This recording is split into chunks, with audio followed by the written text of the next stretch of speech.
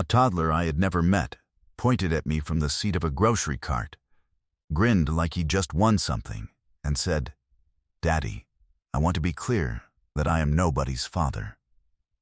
I had walked into that store for bread and batteries and a quiet Saturday, and instead a small stranger in a dinosaur shirt had handed me a word I had no right to and absolutely no idea what to do with. I waited for his mother to laugh, to correct him, to say the thing every parent says, "No, sweetheart, that's not Daddy." She looked at me, she looked at him, and she didn't say it. That silence is where the whole story starts. My name is Eli Foster. I'm 35. I build furniture for a living, chairs, tables, the occasional bookshelf for people who own more books than sense, out of a small workshop that used to be a mechanic's garage and still smells faintly of motor oil under the sawdust. It's good work. It's quiet work. I'm alone for most of it, which I spent 10 years calling peaceful, and had only recently started calling something else, on the nights when there was no one around to hear me give it the right name. My Saturdays had a shape to them, the same neighborhood grocery, the good bread before it sold out, coffee from the place on the corner, then back to the shop. I'd done it alone so long that the routine had stopped feeling like a routine and started feeling like the whole architecture of my week. Load-bearing, the only thing holding the roof up. I didn't know her name yet, the woman behind the cart. I'd learn it was Cora. What I knew in that first second was a handful of very specific things. A brick red canvas tote with one strap sewn back on in the wrong color thread. The careful way she counted bills out of a worn envelope at the register, like every dollar had already been assigned a job. And a face that was tired in the particular way of a person doing two people's work with one set of hands. And the boy, Milo, almost 3, dinosaur shirt. The unshakable confidence of a child who has decided the world is friendly.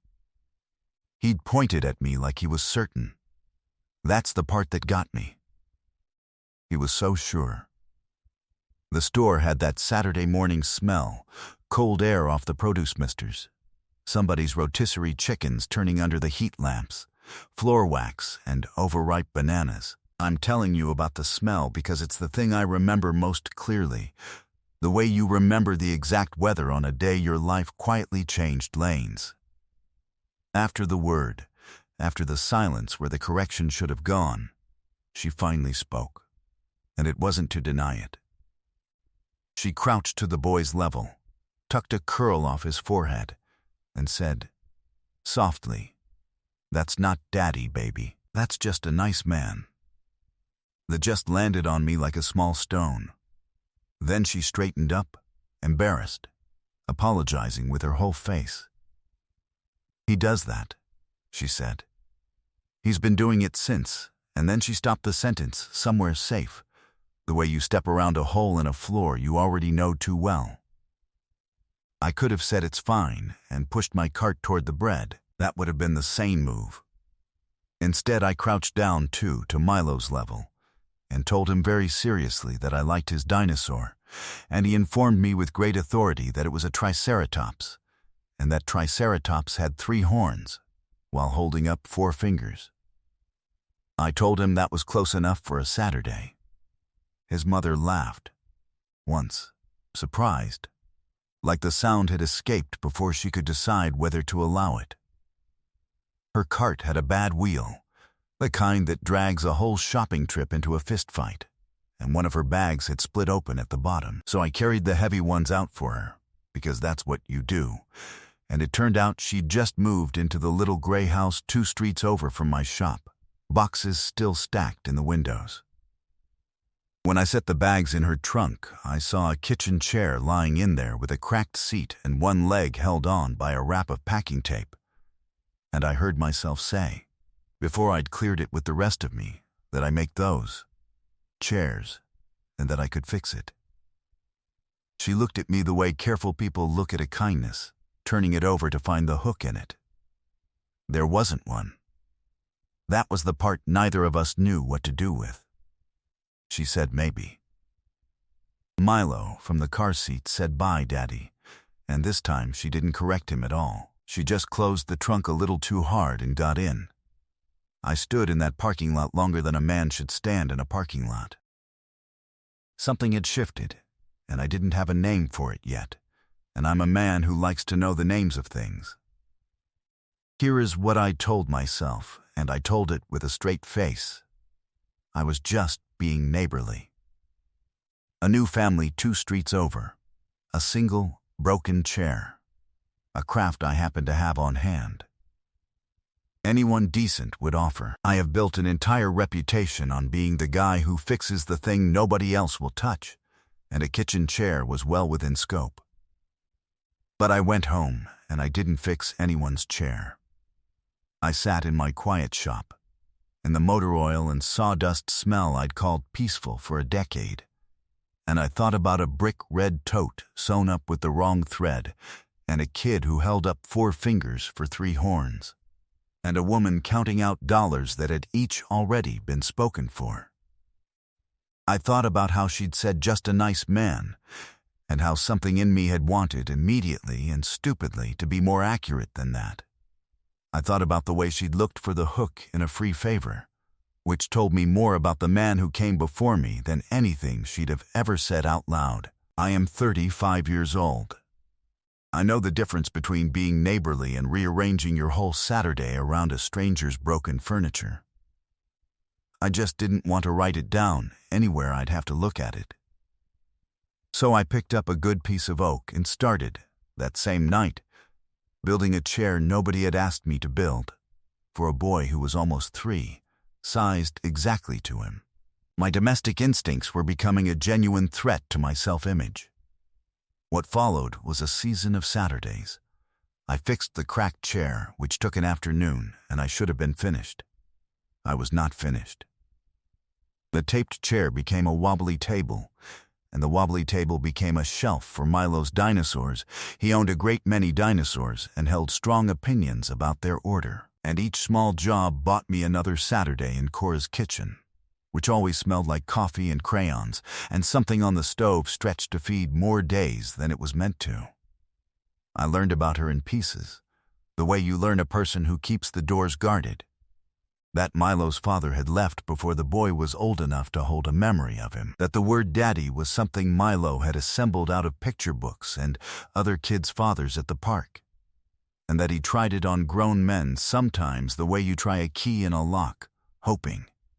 Cora told me this, fast and flat, looking at the chair instead of at me, and then changed the subject so hard I felt the wind come off it. One Saturday I brought the small oak chair, the one I'd built without being asked, sized for a not quite 3-year-old. I hadn't meant it to be a moment. Milo sat in it, gripped both arms, looked up, and declared it his throne, and Cora went very still in the middle of her kitchen with a dish towel in her hands. She didn't say thank you right away. She looked at that chair like it had said something to her, and her fingers tightened once around the towel, and when she finally spoke her voice had dropped a register.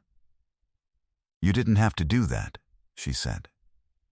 I said I know, which was the entire point, and she had to turn around and find something suddenly urgent in the sink. I'm not made of stone, so I cracked a joke to get us both out of it. Told her I build furniture for people who can't say what they want directly, that it's basically my whole client base, present company very much included. She threw the dish towel at my head. It was the best thing that had happened to me in a year. There was the Saturday we were all 3 in the cereal aisle of that same store. I'd driven them, because Cora's car had developed a noise I didn't like, and an older woman stopped her cart, beamed at us, and told Cora that her husband was so good with the little one, you can always tell. I opened my mouth to correct it. Cora got there first, except what came out was just a quiet thank you, and she didn't look at me, and the tips of her ears went pink. We pushed the cart in silence for half an aisle. Then she said, to the cereal, "Don't," and I said I wasn't going to, and neither of us said aloud what it was we weren't going to do.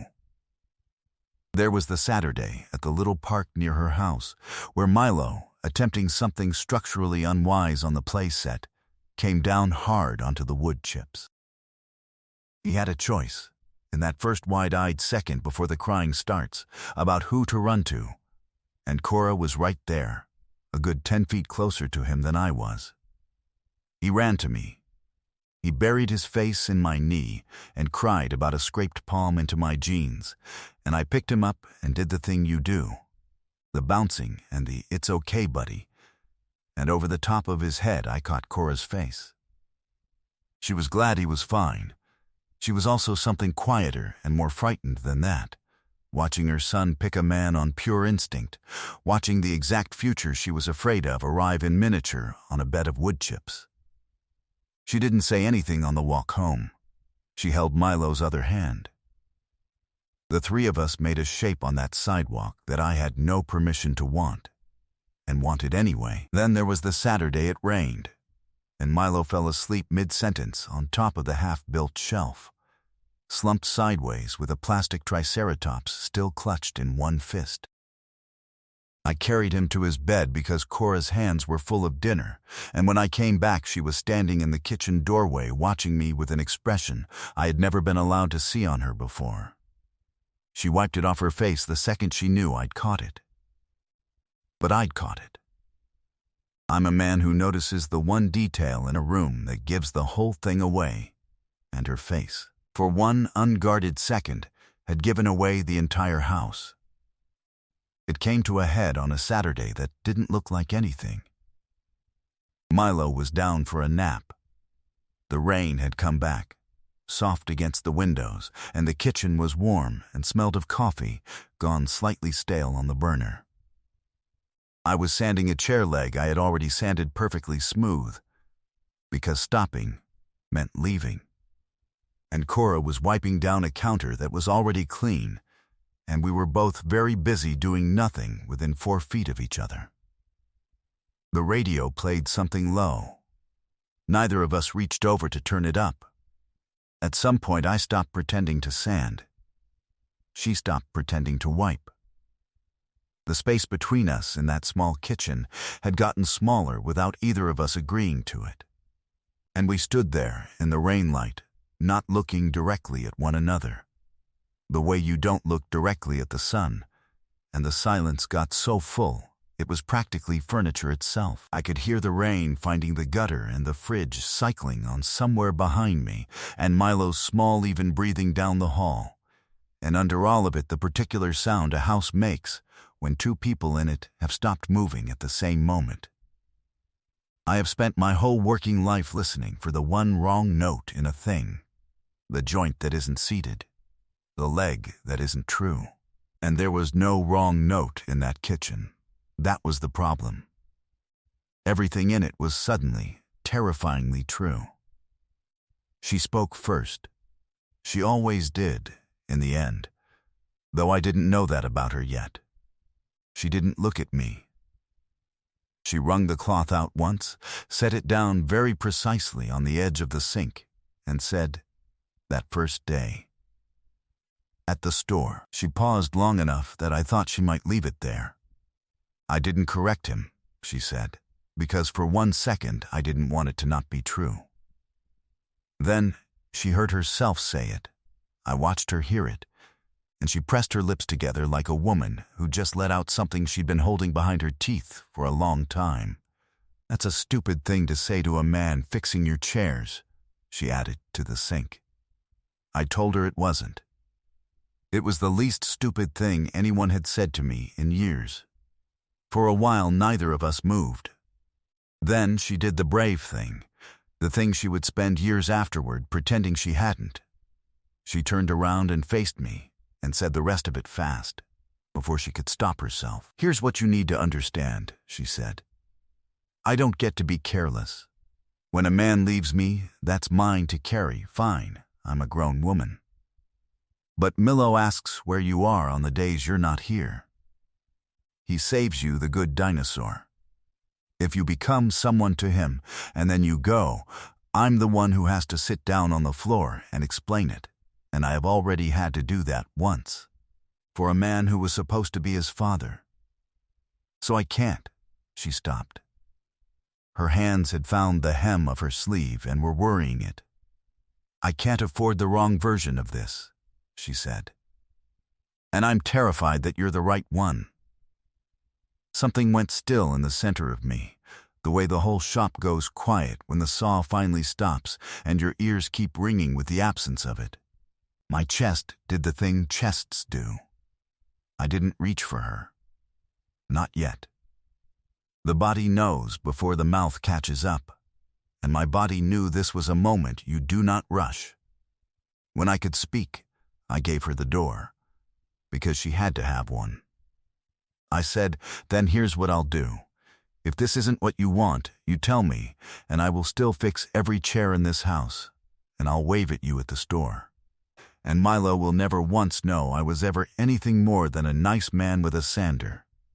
I am not going to become a hole you have to explain to him on a floor someday. I'm not built like that man was. But you have to be the one to open the door. I won't walk through it on my own." She didn't take the out. She closed the distance instead, 2 steps across a kitchen that had suddenly gotten very small, and she said, quietly, in the register she saved for the truest things, "I'm not opening the door so you'll leave. I'm opening it so you'll stay." So I told her the truth, the specific one, because the small words are for later.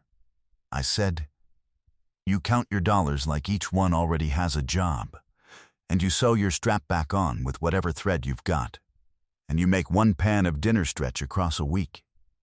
And somewhere in the last 3 months, I lost the ability to picture a Saturday that doesn't have you in it. I noticed the days you've been crying before you got up, because you put the radio on louder on those mornings, so the house won't feel as quiet. And I have started timing my visits to those mornings, without admitting to myself that's what I'm doing. I didn't fall for you because you need fixing. You don't. I fell because you've been holding the whole roof up by yourself, and you've never once asked anybody to take a wall, and I want to take a wall. I built a chair for your son before I'd admitted any of this to myself. My hands knew before I did. They usually do."